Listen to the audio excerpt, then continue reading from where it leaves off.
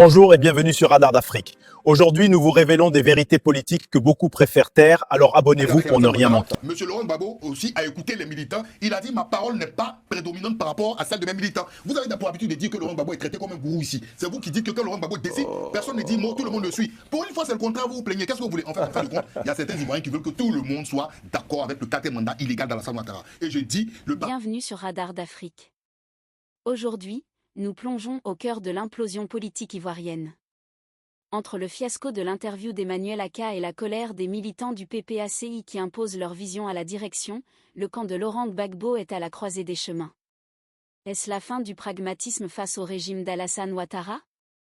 Sur notre plateau, le ton monte, on dénonce l'influence des réseaux français, on analyse le réveil de la base militante et on révèle les manœuvres secrètes pour déstabiliser Tidjane Thiam au sein du PDCI. Un décryptage explosif sur les coulisses d'un pouvoir en pleine mutation. Deuxièmement, rappelez à Norbert que Si Savané est le directeur de la communication du PPAC et non du cabinet du président Laurent Gbagbo. C'est deux entités différentes. Oh non, mais attends, ça veut dire qu'il y a un directeur de la communication au cabinet du président Gbagbo? Non, il n'y en a pas. Je ne sais pas. Je te dis que non. Je ne sais pas. Mais moi, je te dis que non. Je suis une bonne source, hein, tu sais. Ce que je sais, Si Savané est le directeur de la communication du PPACI. Donc, sur ce Quel est l'intérêt de ça? Je fais ça pour que tu comprennes que Si Savané n'a rien à voir dans la présence de l'ambassadeur Emmanuel Aka sur le plateau de cette info. Deuxièmement, revenant sur le confrère Dina Sera. Dina Sera est un journaliste libre qui a le droit d'avoir son opinion. Là, il déroule encore. Et troisièmement, comme tu aimes attaquer les gens au plan personnel. C'est pas vrai, c'est la première fois que je le fais parce que c'est un Français. C'est la seule fois. Je ne suis pas permis de faire ça avec Il n'est pas marié à la fille d'un ambassadeur. Il n'est pas marié à la fille d'un ambassadeur. Tu te trompes. Oui, c'est ça. Voilà. Peut-être de bonne foi, mais tu te trompes. C'est ça. Et puis, on n'en a vraiment pas besoin. Moi, personnellement, c'est quelqu'un que je connais. Ouais, que tu aimes bien. Forcément, vous êtes sur les mêmes positions. Il fait son travail librement. Maintenant, moi, j'ai eu j'ai dit ce que j'avais à dire sur l'interview de Emmanuel Aka. Lui-même, il vient de le confirmer. Ça a été un désastre, cette interview. Et je le dis encore une fois. Voilà pourquoi Laurent Gbagbo a envoyé maintenant le PPACI pour venir arranger ce que Emmanuel Aka a attaqué. On a compris. Donc, c'est embêté, Norbert. Ce que Norbert vient de dire. Il m'énerve. Ce que Norbert vient de dire. Attends, est-ce que je peux terminer, Khalil? Je pense qu'on donnera tu n'as pas le triomphe modeste. Si Savané à Norbert, parce que. Alors, pas du tout. Je réclame rien, mais amenez-moi, comment s'appelle-t-il, Dina Sera sur ce plateau. Là, je vous promets qu'on va bien s'amuser. Alors, moi, ce qui est intéressant, en fait, par rapport à ce qui a été dit en ce qui concerne le côté catastrophique de l'interview, moi, j'aimerais juste dire quelque chose. Parce que j'ai entendu le président Jean-Paul Aureau répéter à chaque moment, en fait, il lance un jet, et quand il voit que les gens commencent à gronder, automatiquement, ils font un rétropédalage. Mais il n'a pas dit rétropédalage.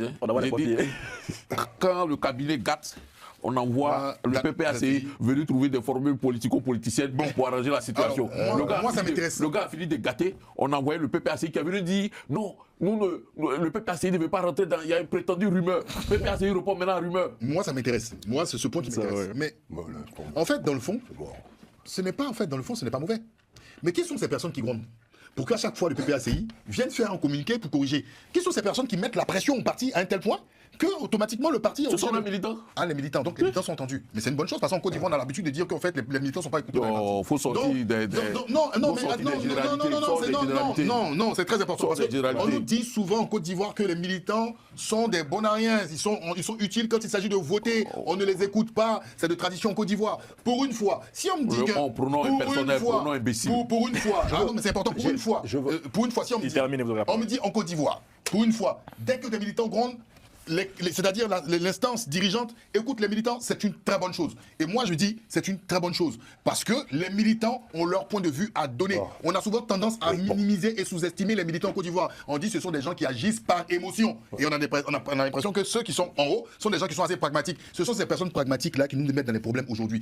Donc qu'Emmanuel Aka ait fauté et que le communiqué ait fait sortir les militants du PPACI et qu'on ait écouté les militants du PPACI, c'est une très bonne chose parce qu'au moins là ces gens là ils veulent continuer avec le cadre Emmanuel ils veulent continuer. Il parlait Laurent Gbagbo. Ce qu'il est venu dire sur le plateau, ce qu'il est venu dire sur le plateau de Dina Sera, c'est ce que Laurent Gbagbo pense, c'est-à-dire discuter avec Alassane Ouattara. D'accord, ok. Maintenant, comme M. Laurent Gbagbo pense discuter avec Alassane Ouattara, M. Laurent Gbagbo aussi a écouté les militants. Il a dit ma parole n'est pas prédominante par rapport à celle de mes militants. Vous avez pour habitude de dire que Laurent Gbagbo est traité comme un gourou ici. C'est vous qui dites que quand Laurent Gbagbo décide, personne ne dit mot, tout le monde le suit. Pour une fois, c'est le contraire, vous vous plaignez. Qu'est-ce que vous voulez? En fait, de compte, il y a certains Ivoiriens qui veulent que tout le monde soit d'accord avec le quatrième mandat illégal d'Alassane Ouattara. Et je dis, le parti qui veut que le parti, que ce mandat-là ne soit pas légal, il le décide. Si vous voulez, allez-y danser avec Ouattara.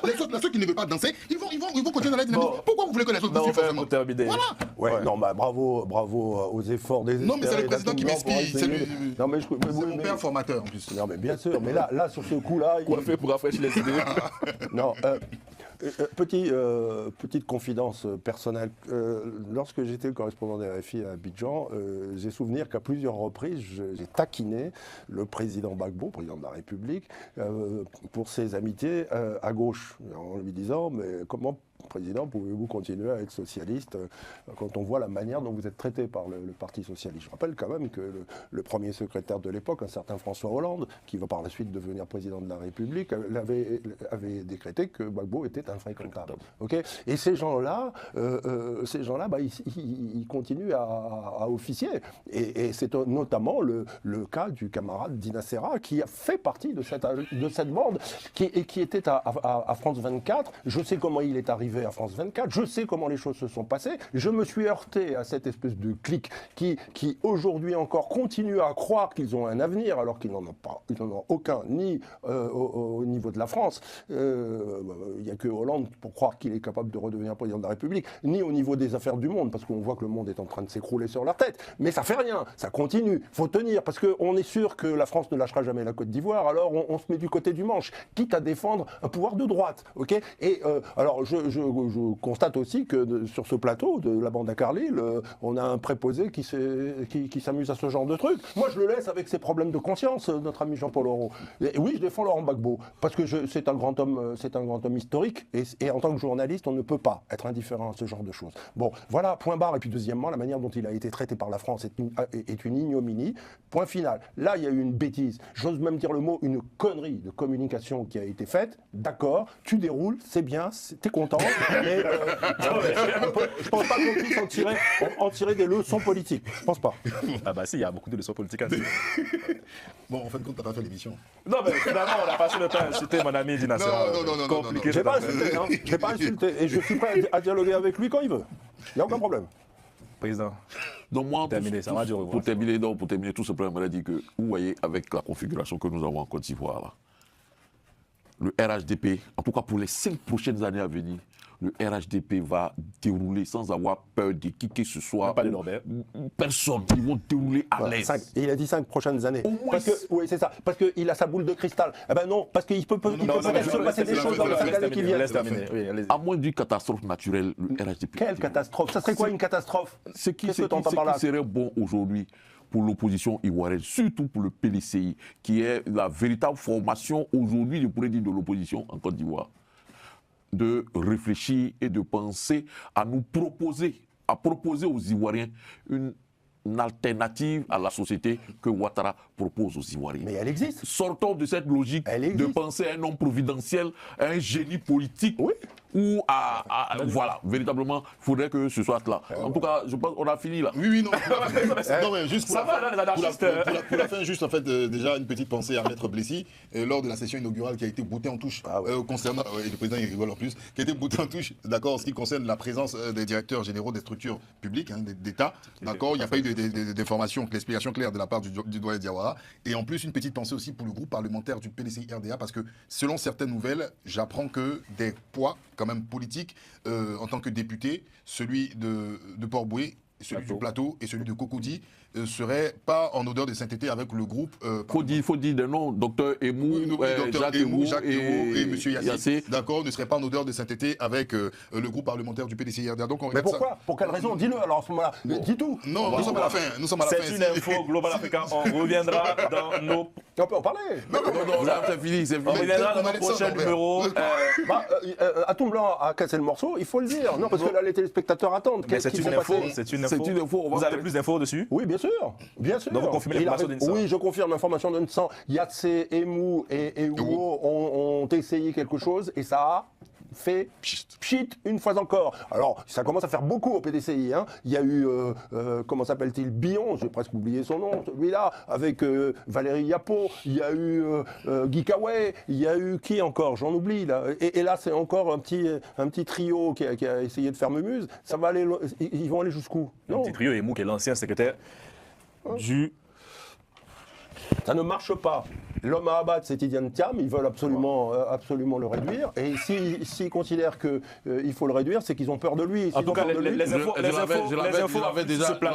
je pense qu'on se verra. Jeudi après les législatives, c'est la crise au PDCI. On se verra ce jeudi pour aller plus... Les masques sont tombés. Entre la révolte des militants de base et les secousses qui font trembler le PDCI, la route vers 2026 s'annonce électrique. Le RHDP peut-il vraiment dérouler son programme sans opposition, ou assistons-nous au sursaut d'une nouvelle force populaire? Ce débat montre que l'Afrique refuse désormais les scénarios écrits d'avance. Merci d'avoir suivi cette analyse sur Radar d'Afrique. Votre engagement est notre force. Dites-nous en commentaire, Tidjane Thiam est-il l'homme à abattre pour l'opposition? N'oubliez pas de vous abonner et de partager. On se retrouve très bientôt pour un nouveau Radar. C'était Radar d'Afrique. Merci de nous avoir suivis. Abonnez-vous et restez connectés à l'essentiel de l'actualité.